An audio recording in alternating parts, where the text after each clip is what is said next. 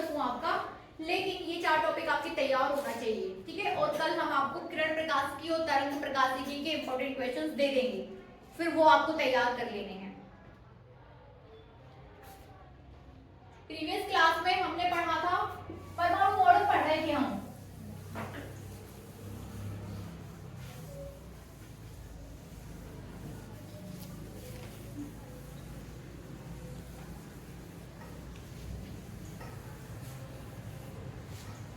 ठीक है ना, परमाणु मॉडल, मॉडल का मतलब क्या होता है? अभी हम लोग बात करेंगे, आपको मॉडल बनाना है, मॉडल बनाना है, बात करेंगे ना आप लोग कि बायो में मॉडल बनाना है, तो मॉडल मतलब क्या?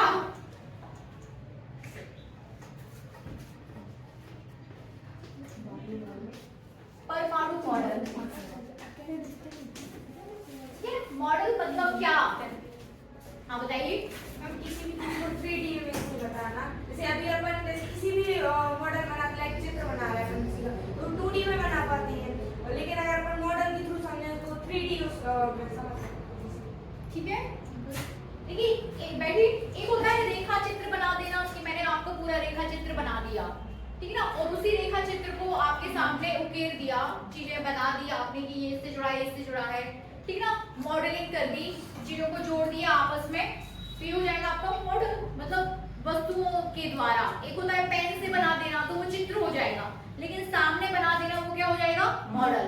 और एक शॉर्ट फॉर्म, जैसे कि मॉडल, जैसे कि आप कोई बिल्डिंग बना रहे हो, ठीक है ना, एक बिल्डिंग बना रहे हो ना, कि जैसे यहाँ पे एक रूम है, फिर एक रूम यहाँ रहेगा, एक यहाँ रहेगा, तो एक बाय मैं चित्र के द्वारा आपको बता सकती हूँ, ठीक है ना, बाय फिर आप तब बता सकते हो, जैसे ये पूरी बिल्डिंग है, तो ये बिल्डिंग मॉडल नहीं है, लेकिन उसका छोटा सा रूप क्या हो जाएगा? मॉडल, जो आप उसको टेबल पे रख सको, जो आप हाथ से बता सको कि ये ऐसे जुड़ा है, ये ऐसे जुड़ा है, ये ऐसे जुड़ा है, वो मॉडल है।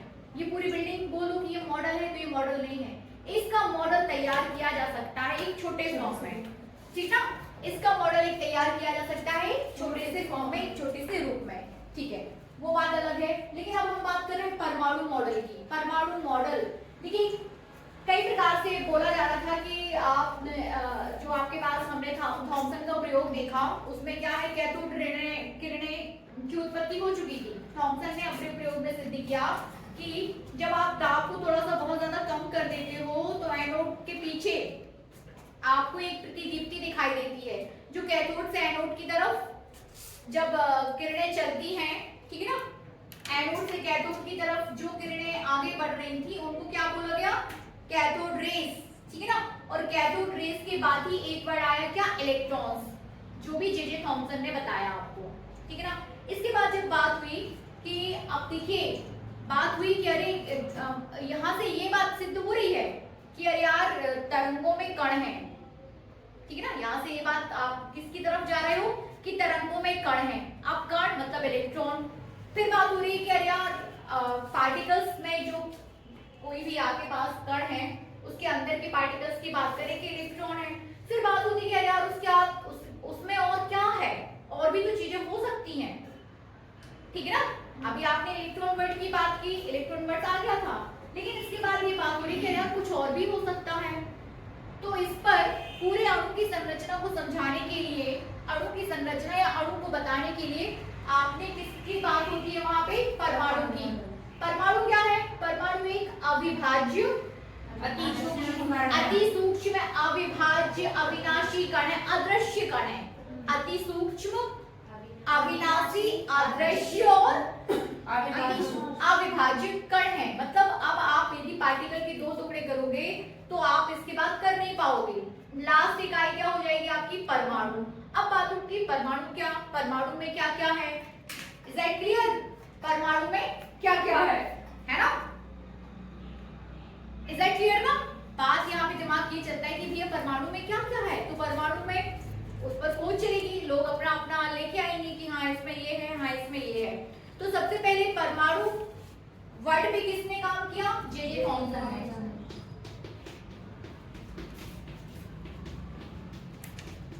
क्या बोला इन्होंने? इन्होंने ये बोला जे थॉमसन ने, ठीक है ना। इनका कहना है जे थॉमसन का कि परमाणु क्या है कि परमाणु में एक प्रकार का एक धनावेशित एक गोला होता है, धनावेशित गोला, ऐसा कौन बोल रहे हैं? जे.जे. थॉमसन। एक धनावेशित गोला होता है और इस धनावेशित गोले के अंदर ऋणावेश होता है और ये सब कैसे रहते हैं? सामान्य रूप से वितरित रहते हैं। मतलब धनावेशित गोले में ऋणावेश समान रूप से वितरित रहता है। ठीक है ना? क्या बोला? ऐसा जे.जे. थॉमसन ने बोला क्या कि अभी देखिए परमाणु पे काम चल रहा है, अभी आप लास्ट थ्योरी तक पहुंचे नहीं हो। Is that clear? क्या कि अभी परमाणु पे क्या है, मतलब जे.जे. थॉमसन ने परमाणु पे काम करना स्टार्ट किया है, स्टार्ट वर्क, और अपनी एक हाइपोथेसिस दे दी कि आपके पास एक धनावेशित गोला होता है जिसमें ऋणावेश जो है समान रूप से वितरित है। ऐसा जे.जे. थॉमसन ने कह के अपनी चीजों को इन्हें यहाँ पे खत्म कर दिया। बट कुछ समय बाद ये थ्योरी कैसी हो गई? फेल। ठीक है ना? इसके बाद क्या है? रीजन क्या था फेल होने का? रीजन ये था कि ये जो इनकी व्याख्या थी, मतलब इन्होंने जो बोला कि परमाणु ऐसे होता है कि एक धनावेशित आकार है और उसमें जो ऋणावेश है वो मुख्य समान रूप से वितरित है, तो इनकी ये जो थ्योरी है वो ऊर्जा के उत्सर्जन तथा अवशोषण की व्याख्या नहीं कर पाई। इनकी थ्योरी को आधार मानकर इलेक्ट्रॉन कितनी ऊर्जा उत्सर्जित करता है, कोई भी एटम या कोई भी वस्तु या कोई भी मैटर कितनी ऊर्जा को उत्सर्जित करता है और कितनी ऊर्जा को अवशोषित करता है, इस थ्योरी की जो ये समझा ना सके, इसलिए ये चीज क्या हो गई? फेल। ठीक है ना? इनको फेल किया क्या है? एक्चुअली रदरफोर्ड ने इनको फेल कर दिया कि भाई ऐसा नहीं है। इनने बोला, इन्होंने अपनी हाइपोथेसिस दी। इसके बाद रदरफोर्ड आए, रदरफोर्ड ने अपने एक्सपेरिमेंट किया तो इनकी थ्योरी को क्या कर दिया? फेल। वो कैसे? इन शॉर्ट समझ रहे हैं अपन, ठीक है ना? इसके बाद कौन आया? रदरफोर्ड। अब रदरफोर्ड ने क्या किया? एक अपना पूरा एक्सपेरिमेंट किया, पूरा प्रयोग के साथ आए। जे.जे. थॉमसन ने बोल दिया, लेकिन रदरफोर्ड कैसे आए? एक प्रयोग के साथ आए, उन्होंने प्रयोग किया। उन्होंने क्या क्या सामग्री यूज की? देखिए, रदरफोर्ड ने अपने प्रयोग में सबसे पहले तो लिया एक रेडियोएक्टिव एलिमेंट जो अल्फा कण उत्सर्जित करता है। ठीक है ना? रेडियोएक्टिव एलिमेंट लिया जो क्या करता है? अल्फा कण उत्सर्जित करता है। इन अल्फा कणों की बौछार कराई किस पर? सोने की एक पतली सी परत पर, पन्नी पर। ठीक है ना? बौछार कराई। ठीक है ना? यहाँ से रेडियोएक्टिव एलिमेंट्स किस पे जा रहे हैं? सोने की पन्नी पर, और उनको कलेक्ट कहाँ किया जा रहा है? कि स्क्रीन पर। ये तीन प्रायोगिक व्यवस्था की। मैम जिंक की स्क्रीन लेड का तो पूरा उन्होंने ऐसा बनाया था कि जो स्क्रीन जिंक थी। ठीक है, तो अल्फा कणों की ये पूरा जो व्यवस्था है वो किसमें की गई? निर्वात में, ताकि अल्फा कण जो निकल रहे हैं उन अल्फा कण का टक्कर हवा से ना हो। यदि हवा से होगा तो प्रयोग यहाँ पे क्या हो जाएगा? फेल हो जाएगा। ठीक है ना? तो हवा के टक्कर से बचाने के लिए इन्होंने पूरे प्रयोग को किसमें किया? निर्वात में। अल्फा कण किस पर जा रहे हैं? अब सोने की पन्नी पर। ठीक है ना? अब सोने की पन्नी के अलग अलग अणु हो सकते हैं, अणु में परमाणु हो सकते हैं। ठीक है ना? सोने के क्या हो सकते हैं? बहुत सारे परमाणु हो सकते हैं। अभी आप परमाणु पे काम कर रहे हो ना, तो यहाँ से आपको देखना है कि जब अल्फा कण किसी सोने के किसी एक परमाणु से टकराता है तब क्या होता है? गोल्ड ही यूज क्यों किया हमने? गोल्ड ही यूज क्यों किया?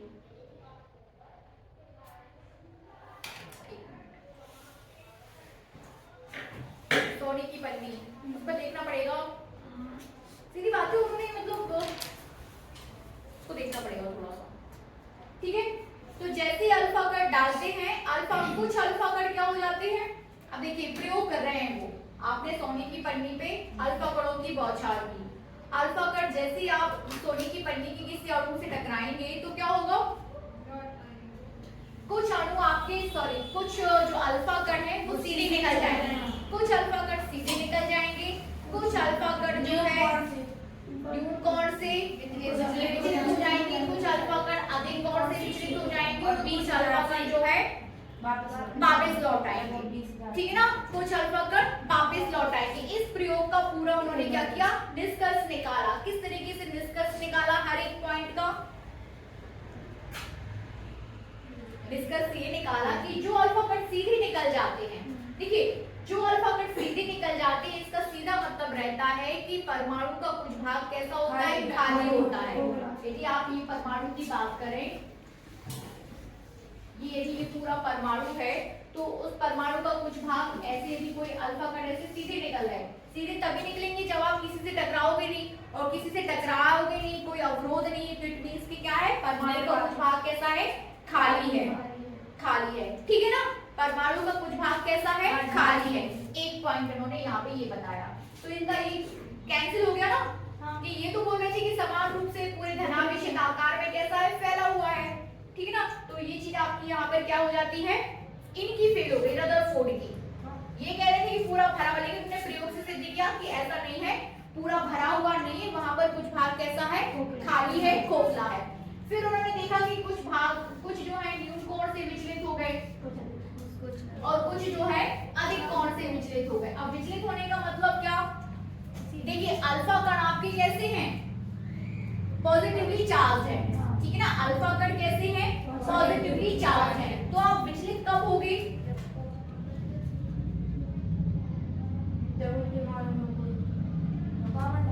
मतलब नेगेटिव आएगा, विचलित प्रतिकर्षित होकर, प्रतिकर्षित होगे तो आप पूरे वापस आ जाओगे, ठीक है ना। प्रतिकर्षित होगे तो आप कैसे आ जाओगे, पूरे से पूरे वापस आ जाओगे। जैसे ही अल्फा कण किसी पॉजिटिव चार्ज से, जब कोई अल्फा कण किसी पॉजिटिव चार्ज से के संपर्क में आएगा तो वो प्रतिकर्षित हो जाएगा, तो वापस ही टोटली वापस आ जाना क्या हो जाएगा, टोटली वापस आ जाना। टोटली वापस आ जाना मतलब कि वहां पर भी कोई ना कोई धनावेश उपस्थित है, ठीक है ना, कि वहां पर भी कोई ना कोई धनावेश उपस्थित है। तो सीधा उन्होंने बताया, निष्कर्ष निकाला कि नेगेटिव के साथ साथ पॉजिटिव चार्ज भी है, ठीक है ना, जो कि आपके नाभिक के सारा का सारा जो भी पॉजिटिव चार्ज है वो एक केंद्र पर है, और उस केंद्र को बोला गया नाभिक, ठीक है ना। अब विचलित होने का मतलब क्या, विचलित कब हो गए, जब, है ना। तो विचलित होने से उन्होंने ये सिद्ध किया कि इलेक्ट्रॉन जो है नाभिक के चारों ओर चक्कर लगाते हैं कुछ अविरत कक्षाओं में, ठीक है ना।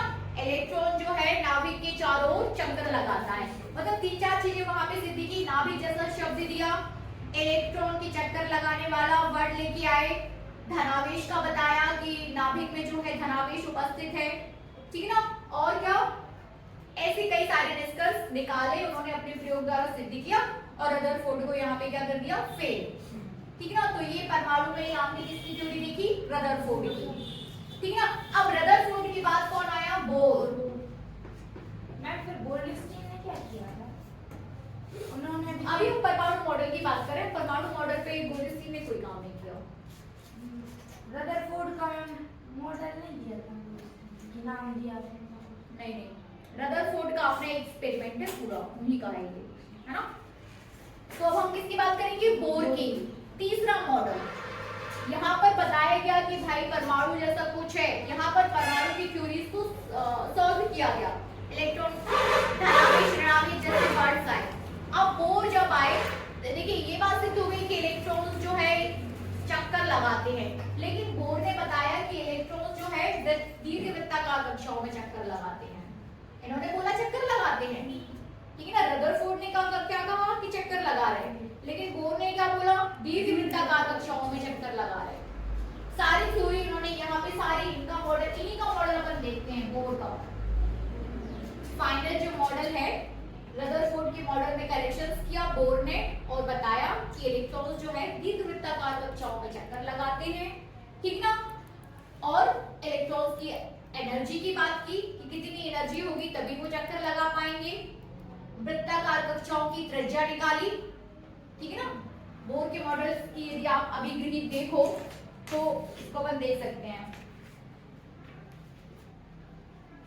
बोर के मॉडल में बोर ने बताया कि इलेक्ट्रॉन नाभिक की चारों ओर किसी भी कक्षा में ना घूमकर केवल कुछ विशिष्ट कक्षाओं में घूम सकता है। किसी भी कक्षा में नहीं, उठाया कि घूम लिया, ऐसे नहीं, कुछ विशिष्ट कक्षाओं में ही घूम सकता है, जिस पर मतलब आप वहीं रह पाओगे जहां पर आपका एनर्जी लेवल मैच करेगा, ठीक है ना।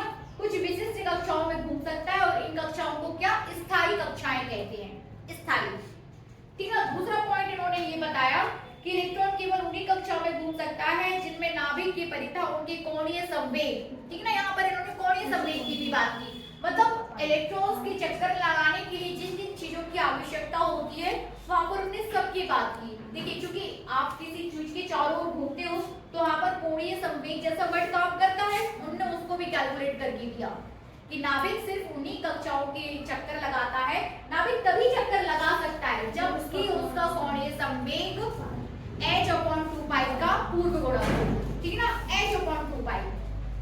यदि एक NH/2, यदि आप संवेग की बात करो तो दैट इज NH/2। पहली कक्षा के लिए h/2, दूसरी कक्षा के लिए 2h/2, तीसरी कक्षा में यदि इलेक्ट्रॉन को मूव करना है तो वो कितना हो जाएगा 3h/2, ठीक है ना, बनेगा। तो यहाँ पर इन्होंने इसकी कोणीय संवेग की भी बात की। फिर इसके बाद इन्होंने जब कोई इलेक्ट्रॉन अधिक ऊर्जा वाली कक्षा से निम्न ऊर्जा वाली कक्षा में आता है तो अपने साथ एनर्जी को क्या करता है, एमिट करता है, अधिक से कम, तो अपने साथ कुछ एनर्जी को क्या करेगा, एमिट करेगा, और नीचे से ऊपर जाना है तो एब्जॉर्ब करके ऊपर जाएगा। तो जो ऊर्जाओं में अंतर होता है कक्षा की, एक कक्षा अपने पास ये और दूसरी कक्षा ये, तो कक्षाओं में जो अंतर होता है उसके लिए भी उन्होंने फॉर्मूला दिया, ठीक ना। यदि इलेक्ट्रॉन्स nवीं कक्षा से pवीं कक्षा में, समझ रहे ना, nवीं कक्षा से pवीं कक्षा में मूव करता है, यदि एक को आप n नाम दे दो दूसरे को p नाम दे दो, तो एक की एनर्जी को आप किससे डिनोट करोगे, En से, En से, ठीक है ना, और दूसरी की एनर्जी को किससे करोगे, Et से, तो ऊर्जाओं में अंतर क्या हो जाएगा, En minus Et equals to NH/E equals to h nu, और यहाँ पर भी h न्यू, nवीं कक्षा के लिए न्यू n और यहाँ पर p, तो इसका अंतर आप निकाल सकते हो, new n minus h new p, h common लेके, ठीक है ना। तो यहाँ पर इन्होंने इसकी एनर्जी की भी बात की, ठीक है ना, कि यदि आपको एनर्जी में अंतर निकालना है तो आप इस तरीके से निकाल सकते हो। और फाइनली यदि आप अंतर की बात करो तो वो अंतर आपका कितना हो जाएगा, h न्यू ही रहेगा, h न्यू के बराबर। एक इलेक्ट्रॉन का एक कक्षा से दूसरी कक्षा में यदि ट्रांजिशन हो रहा है तो एनर्जी में जो अंतर रहेगा वो कितना रहेगा, h न्यू बनेगा, h न्यू, ठीक है ना। अब जब इलेक्ट्रॉन की वृत्तीय कक्षा में, ठीक है ना, अब देखिए वृत्तीय कक्षा में घूम रहा है, इज दैट क्लियर ना। तो यहाँ पर वृत्तीय कक्षा, वृत्तीय गति के लिए जो कॉन्सेप्ट लगते हैं वो इलेक्ट्रॉन्स के लिए भी लगेंगे, समझ रहे ना। इलेक्ट्रॉन एक प्रकार से क्या कर रहा है, वृत्तीय गति, ठीक है ना, तो उसके आवश्यक कोणीय संवेग की आपने बात कर ली, दैट इज NH/2। लेकिन जब इलेक्ट्रॉन किसी वृत्तीय कक्षा में घूम रहा है, इस वृत्तीय गति कर रहा है, तो वृत्तीय गति के जो भी कॉन्सेप्ट है वो इसमें लगेंगे। अब वृत्तीय गति का नेक्स्ट कॉन्सेप्ट क्या रहता है कि उसका आवश्यक अभिकेंद्रीय बल किसके बराबर हो जाएगा, आवश्यक अभिकेंद्रीय बल उसमें निहित स्थितिज ऊर्जा के बराबर हो जाएगा, है कि नहीं, ठीक है ना। तो अभिकेंद्रीय बल का कॉन्सेप्ट भी यहाँ पे लगेगा। अभिकेंद्रीय बल कितना, mv/r, ठीक है ना। आवश्यक अभिकेंद्रीय बल, आवश्यक अभिकेंद्रीय बल कितना रहेगा, mv/r, किसके इक्विवेलेंट हो गया, स्थितिज ऊर्जा के। अब स्थितिज ऊर्जा कितनी रहेगी, u, और u कितना हो जाएगा, ये कार्य के बराबर, ठीक है ना। स्थितिज ऊर्जा को आपको यहाँ पे कैलकुलेट करना है, किसकी, इलेक्ट्रॉन की। जैसे यदि आपके पास ये नाभिक है और इस पर क्या है, प्रोटॉन्स है, और ये आपके पास क्या है, इलेक्ट्रॉन, ठीक है ना, ये क्या है आपका इलेक्ट्रॉन। तो इनके बीच आवश्यक जो स्थितिज ऊर्जा है उसको कैसे कैलकुलेट करेंगे, किए गए कार्य से, या फिर बल कितना हो जाएगा दोनों के बीच, इलेक्ट्रॉन, ठीक है ना। वन, देखिए दो कण है, एक पॉजिटिव और एक नेगेटिव, ठीक है ना। तो पॉजिटिव नेगेटिव फोर्स कितना हो जाएगा, पॉजिटिव नेगेटिव के बीच कूलम्ब फोर्स आएगा 1/4πε0 q1 q2/r², ये समझते हैं ना, 1/4πε0 q1 q2/r²। In other words यदि आप कूलम्ब की बात करें तो ये हो जाएगा। और बल में यदि आप विस्थापन से गुणा कर दो तो कितना आ जाएगा, उसकी अगर कार्य आ जाएगा तो ये r, एक r से एक r तो कैंसिल अपन कर ही लेंगे, ठीक है ना। तो ये हो जाएगी स्थितिज ऊर्जा। अब Q1 किसकी स्थितिज ऊर्जा बताएगा, Q1 किस पर आवेश बताएगा, इलेक्ट्रॉन पर। तो Q is replaced by E, Q is replaced by E, ठीक है ना। अब Q2 किससे रिप्लेस कर रहे हैं हम, प्रोटॉन। एक प्रोटॉन तो है नहीं, कई सारे प्रोटॉन्स हैं, एक प्रोटॉन पर आवेश E, तो Z प्रोटॉन पर आवेश Ze, ठीक है ना। एक प्रोटॉन पर आवेश E, तो नंबर ऑफ प्रोटॉन्स की संख्या टोटल कितनी है, Ze, तो टोटल आवेश कितना हो जाएगा प्रोटॉन्स का, Ze, ठीक है ना। तो स्थितिज ऊर्जा किस बराबर कितना आ जाएगा, 1/4 Ze divided by R। Proton पर आवेश फिर E क्यों नहीं, आवेश को आप E से डिनोट करते हो बच्चे, चाहे वो पॉजिटिव हो चाहे नेगेटिव हो, ठीक है ना। तो अब कितना आवेश हो जाएगा ये, 1/4 pi epsilon not ZEE upon R, ठीक है ना, ZEE अपॉन हां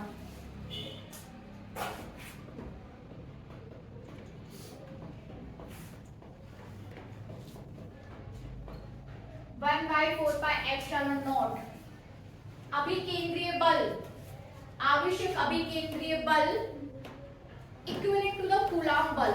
यदि संतुलन की स्थिति में बात करें, यदि आप स्थितिज ऊर्जा ना लेकर यदि आप उसके कूलॉम बल की बात करें तो बल को बल के इक्विवेलेंट रखेंगे, ठीक है ना। बल को किसके इक्विवेलेंट रखोगे, बल को। यदि ये क्या है, अभिकेंद्रीय बल, तो कूलॉम बल आप कितना हो जाएगा, 1/4 pi epsilon not ZEE upon R²। बल को बल के इक्विवेलेंट रखा जाए तो, ठीक है ना। तो आवेशिक अभिकेंद्रीय बल उसको विद्युत बल से प्राप्त होगा, ठीक है ना, बनेगा। ये नेक्स्ट यहाँ पे कॉन्सेप्ट हो जाएगा, बनेगा। अब इस कॉन्सेप्ट का यूज करके आप क्या निकाल सकते हो, R निकाल सकते हो, R निकाल सकते हैं आप बता सकते हो इस कॉन्सेप्ट का यूज करके जो इलेक्ट्रॉन है आपका उसकी त्रिज्या कितनी होगी, मतलब जिस R क्या है, R नाभिक से दूरी बता रहा है, एक प्रकार से R क्या बता रहा है, नाभिक से दूरी। Is that clear. यदि आपके पास ये नाभिक है और ये इलेक्ट्रॉन्स हैं, एक इलेक्ट्रॉन्स की कक्षा ये, दूसरे इलेक्ट्रॉन की कक्षा ये, समझ रहे ना। तो ये R, यदि एक इलेक्ट्रॉन यहाँ पे है तो ये R कहलाएगा। अब आप R कैलकुलेट करो, आप बताइए क्यों, जो कक्षा में इलेक्ट्रॉन घूम रहा है उसकी त्रिज्या कितनी है, तो कहां से निकालेंगे, हम यहाँ से निकाल देंगे, इसको सॉल्व कर देंगे और R इक्वल टू ले आएंगे तो आ जाएगा, आएगा कि नहीं। Yes ma'am. अब आपसे बोला जा रहा है कि ये जो इलेक्ट्रॉन घूम रहा है इसकी एनर्जी कितनी है, तो वो भी हमें कैलकुलेट करना है, समझ रहे ना। तो नेक्स्ट टॉपिक आपका हो जाएगा बोर मॉडल के अनुसार एनवी कक्षा की त्रिज्या, ठीक है ना। बोर मॉडल के अनुसार एनवी कक्षा की त्रिज्या।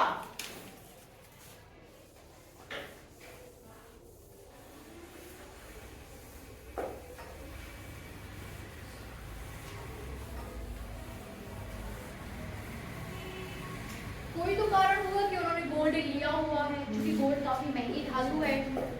लेकिन ये यहाँ पर यदि दिमाग लगाया जाए तो गोल्ड को शायद इसलिए लिया गया हो कि गोल्ड जो है इजीली रिएक्ट नहीं करता,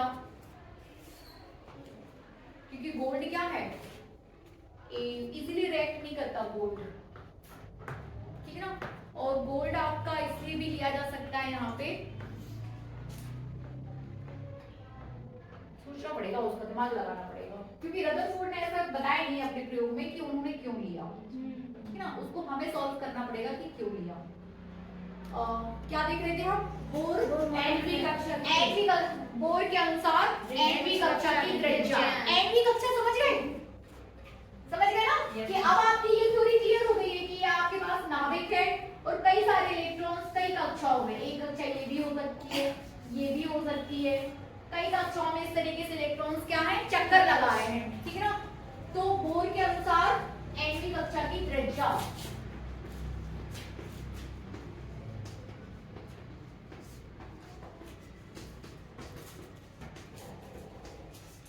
एमवी कक्षा की त्रिज्या।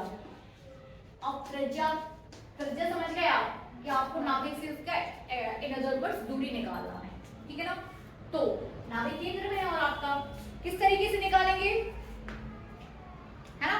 माना m, माना द्रव्यमान जो आपके पास इलेक्ट्रॉन है, माना m द्रव्यमान,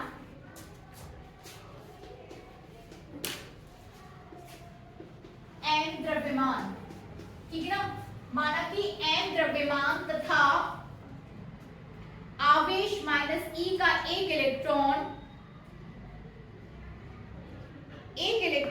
आवेश Ze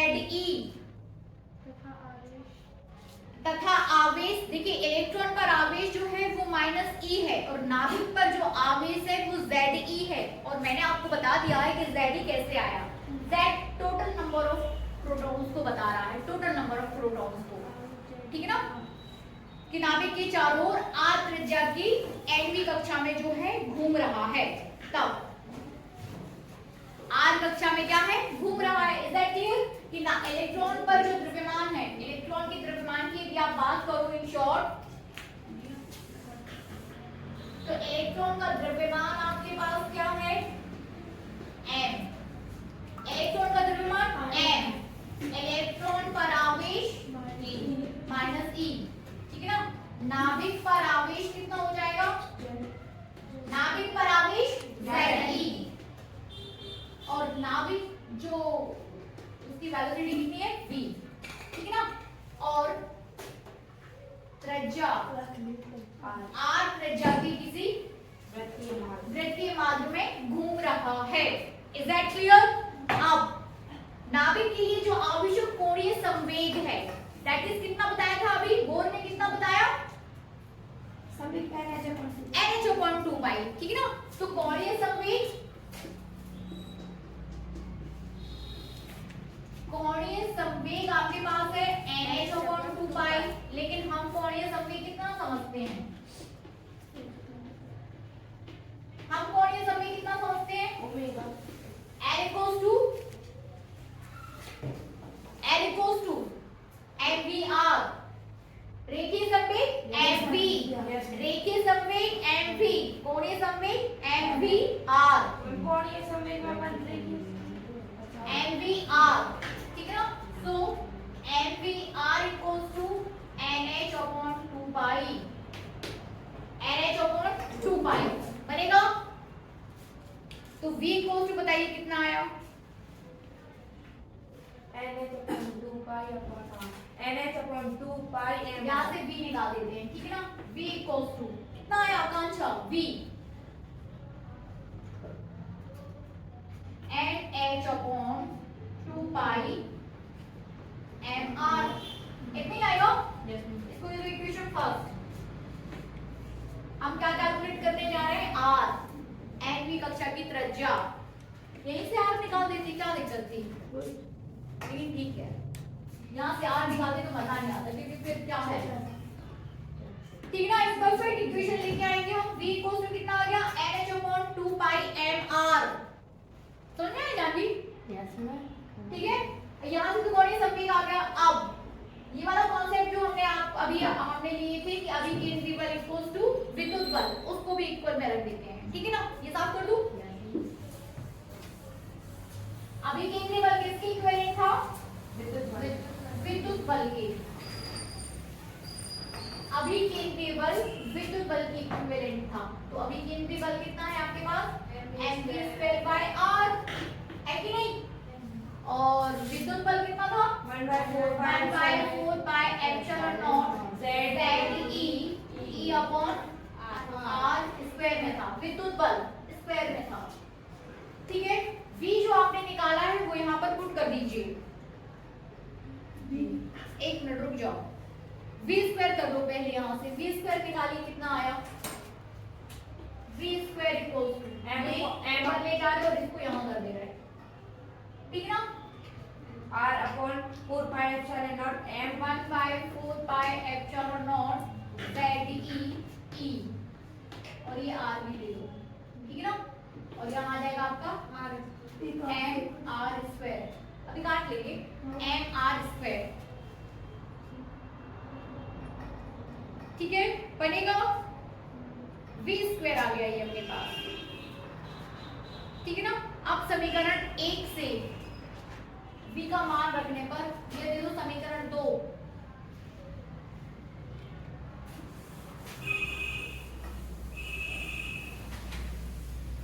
ठीक है ना। ये हो जाएगा आपका इक्वेशन 2 और इक्वेशन फर्स्ट में आपके पास v इक्वल टू कितना था, NH अपॉन 2 पाई mr। ये रख दो यहाँ पे v की जगह। then we have NH upon 2 pi mr whole square. ठीक है ना, होल स्क्वायर कैंसिल कर ही देते हैं लोग, तो अपने पास आ जाएगा 1/4 pi epsilon not ZE E square कर लो, है ना। बचा कितना नीचे mr। सॉल्व करिए और बताइए कि r इक्वल टू कितना आएगा, करके दिखाइए r। ठीक है ना। बोर मॉडल के अनुसार nवीं कक्षा की त्रिज्या हो जाएगी। बोर मॉडल के अनुसार फिर हमें निकालना है nवीं कक्षा में जो इलेक्ट्रॉन है उसकी चाल कितनी होगी। चाल मतलब v, कर सकते हो आप, v भी निकाल दोगे। नहीं, सभी इसी से ही निकल आना है सब कुछ।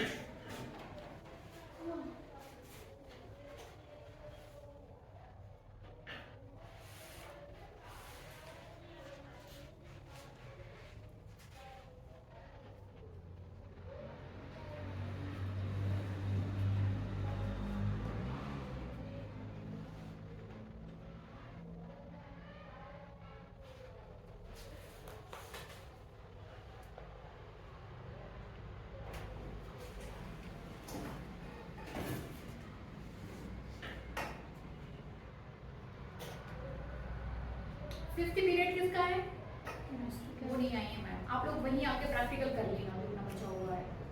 कल नहीं हो पाया था ना प्रैक्टिकल, तो आज कर लेना फिफ्थ पीरियड में आके, है कि नहीं।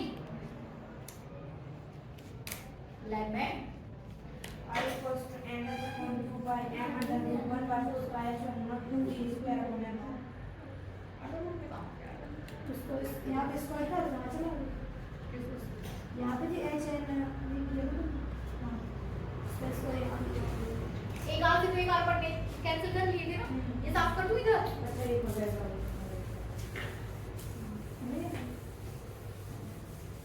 आपने गलत नहीं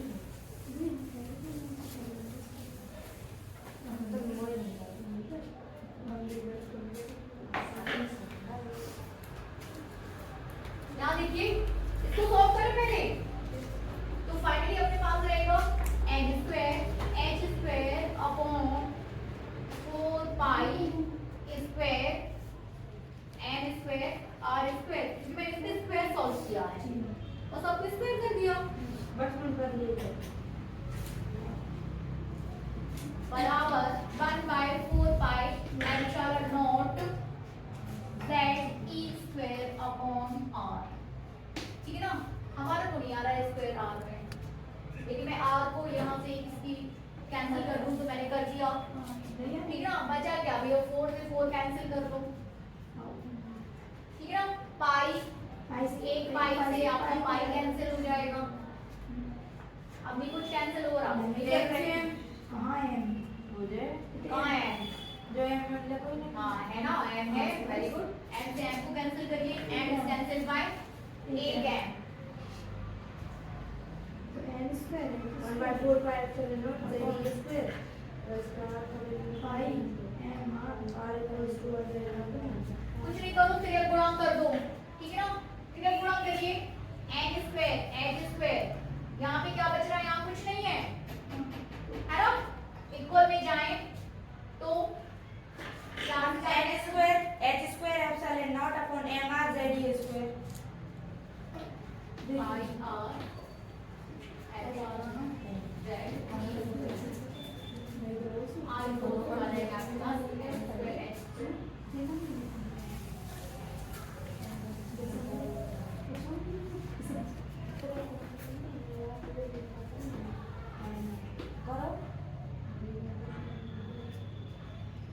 ठीक है ना।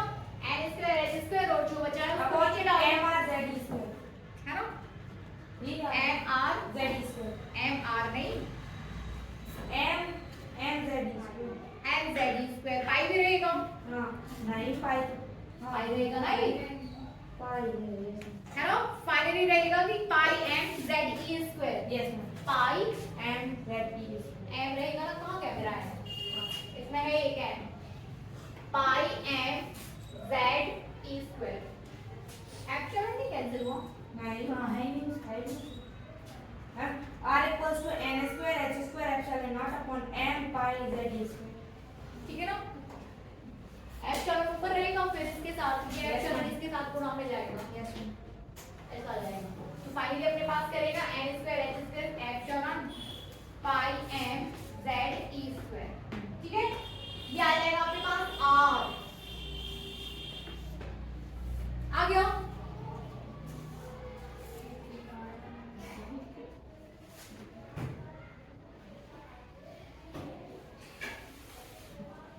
बनेगा। ये अपन ने क्या कैलकुलेट किया, r, तो ये nवीं कक्षा की उपरोक्त समीकरण के द्वारा nवीं कक्षा की त्रिज्या ज्ञात की जा सकती है, nवीं कक्षा की त्रिज्या ज्ञात की जा सकती है।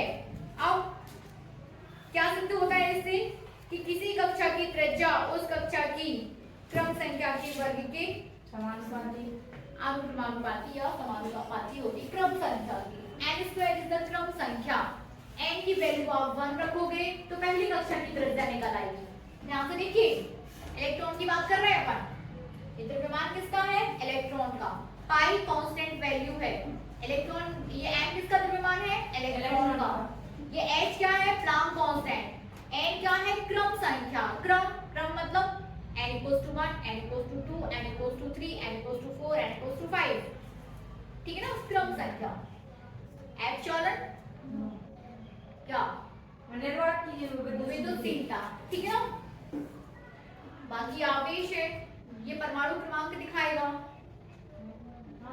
और ये आवेश है, तो सबके मान यदि आपके पास होंगे और क्रम संख्या होगी कि किस कक्षा की त्रिज्या की आप बात कर रहे हो, तो वहां से आप क्या निकाल सकते हो, त्रिज्या बनेगा। चलिए नेक्स्ट, बोर मॉडल के अनुसार nवीं कक्षा के इलेक्ट्रॉन की चाल, थोड़ा सा बता दें R1 कितना आता है, R1 यदि n equals to 1 पुट करोगे तो कितना आएगा, h square epsilon कुछ इक्वेशंस है वो यहाँ पे सीख लीजिए आप लोग। इस सबकी वैल्यूज पुट करने पर यदि n इक्वल्स टू आप 1 पुट करते हो और सारी वैल्यूज पुट कर देते हो तो R1 इक्वल्स टू आपके पास आ जाएगा 0.53 एंगस्ट्रॉम, ठीक है ना, 0.53 एंगस्ट्रॉम। हाइड्रोजन परमाणु की यदि आप बात करोगे, किसके लिए निकाला गया है, हाइड्रोजन परमाणु के लिए। हाइड्रोजन परमाणु में Z इक्वल्स टू कितना पुट करोगे, 1, ठीक है ना, तो R1 कितना आ जाएगा 0.53 एंगस्ट्रॉम, ठीक है ना। और स्पष्टता हाइड्रोजन परमाणु की दूसरी कक्षा कितनी हो जाएगी, R2 इक्वल्स टू हो जाएगा आपका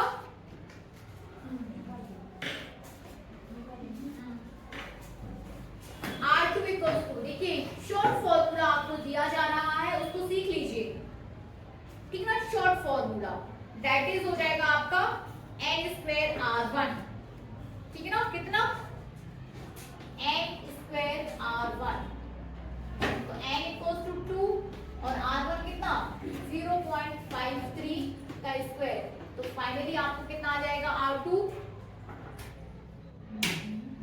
2.12 एंगस्ट्रॉम, ठीक है ना, 2.12 एंगस्ट्रॉम। इसी तरीके से यदि आप R3 की बात करो तो R3 हो जाएगा n स्क्वायर R1, R3 आपको निकालना है तो कैसे निकालोगे, R3 equals to n square R1, n equals to 2, तो 2 का 3 और R1 0.53, तो सॉल्व कर देंगे तो आपको आ जाएगा। फाइनल फॉर्मूला याद रखिए, हाइड्रोजन परमाणु की यदि आप बात करो तो रिलेशन आपको मिलता है Rn equals to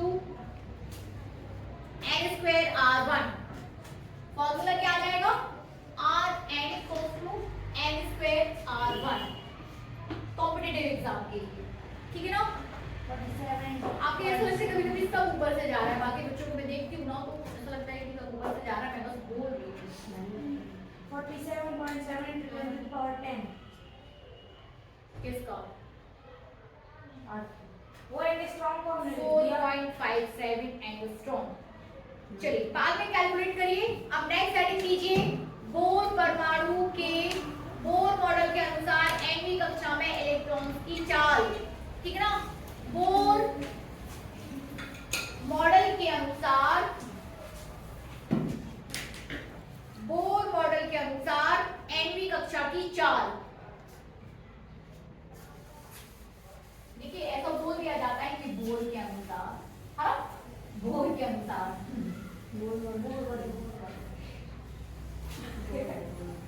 it means इसमें संदेह है एब्सोल्यूट ओके होने में, है कि नहीं।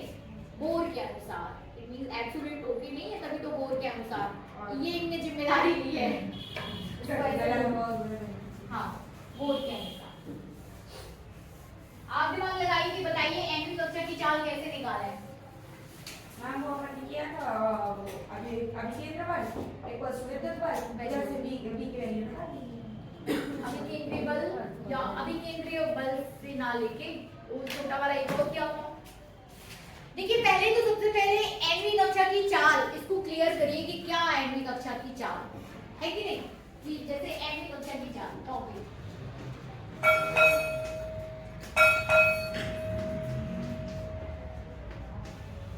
ठीक है, थोड़ा सा बैठे रहिए आप लोग। ये नाभिक है, ये इलेक्ट्रॉन किसी कक्षा में चक्कर लगा रहा, फिर ये इलेक्ट्रॉन कोई दूसरा इलेक्ट्रॉन किसी दूसरी कक्षा में चक्कर लगा रहा। तो आप चाल की बात कर रहे हैं भैया, मूव हो रही है कोई चीज तो किसी न किसी चाल से गति करेगी। मूव हो रही ना, गति कर रही है, तो गति में आपको क्या निकालना पड़ता है, चाल। मतलब दिमाग में आ रहा है कि ये चाल निकालनी है, ऐसी चाल, ठीक ना। तो कैसे निकालोगे, वही m द्रव्यमान है, आवेश e है, यदि वेग v है या चाल v है तो आपके पास संवेग को संवेग के बराबर देख तो कोणीय संवेग कितना हो जाता है, mvr इक्वल्स टू बोर के अनुसार nh upon 2 pi, then v equals to nh upon 2 pi nh upon 2 pi and r equals to, इससे नहीं वहां से जो आपने हार्ड वो निकाला था r square epsilon naught upon m, ये आया था आपके पास epsilon naught n square h square upon m pi z d square, n pi z d square. यहां से r स्क्वायर रख दो, आ जाएगा मैम nh बन जाएगा ना। यहां से आप क्या कैलकुलेट कर सकते हो, v nh m pi z d square upon 2 pi m r बन जाएगा। बाकी कर सकते हैं आपको, ठीक है। कर लोगे ना v इक्वल्स टू ये v, इसमें r जो आपने जो निकाला था r यहाँ पे पुट करके इसको सॉल्व किया जा सकता है। इसी के साथ आपको देखना है, होमवर्क लिखिए, इलेक्ट्रॉन की आवृत्ति तथा आवर्तकाल एवं आवृत्ति कैलकुलेट करना है, आवर्तकाल तथा आवृत्ति। और आपको कैलकुलेट करना है ऊर्जा का क्वांटीकरण। यदि इलेक्ट्रॉन एक कक्षा से दूसरी कक्षा में आता है तो उस इलेक्ट्रॉन की टोटल ऊर्जा कितनी होगी, कितनी ऊर्जा को लूज करेगा, ताकि जो है हजारी मैम को हजारी मैम